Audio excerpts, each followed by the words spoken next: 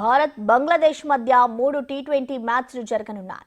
సూర్యకుమార్ యాదవ్ నాయకత్వంలో యువ జట్టు 3 మ్యాచ్ల్లో బంగ్లాతో తలపడనుంది. ఇప్పటికే టీమిండియాకు ట్రాక్ రికార్డు ఉండడంతో ఈ మ్యాచ్లపై అభిమానుల్లో ఉత్కంఠ నెలకొంది. బంగ్లాపై ఇటీవలే 2 టెస్టు మ్యాచ్ల్లోనూ విజయం సాధించిన టీమిండియా ఆటగాళ్లు సత్తా చాటారు. అదే స్ఫూర్తితో యువ జట్టు బంగ్లాదేశ్పై తలపడనుంది.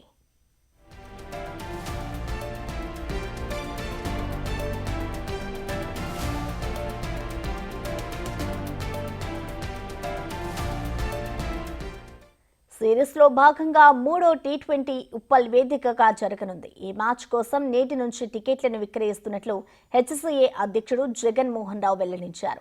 ఉప్పల్ వేదికగా ఈ నెల 12న భారత్ బంగ్లాదేశ్ 3వ టీ20 జరగనుంది. ఈ మ్యాచ్ టికెట్లను మధ్యాహ్నం 12:30 నుంచి పేటీఎం ఇన్సైడర్ వెబ్సైట్లో విక్రయించనున్నారు.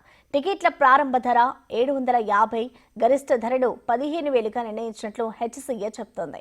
ఇక ఈ నెల 8 నుంచి 12వ తేదీ వరకు జింకానా స్టేడియంలో ఆన్లైన్లో బుక్ చేసిన టికెట్లను రెడీమ్షన్ చేసుకోవాల్సి ఉంది. ఉదయం 11 గంటల నుంచి సాయంత్రం 7 గంటల వరకు ప్రభుత్వ గుర్తింపు గల ఏదైనా ID card, online booking print చూపించి టికెట్లు తీసుకోవచ్చని హెచ్సీఏ చెబుతోంది.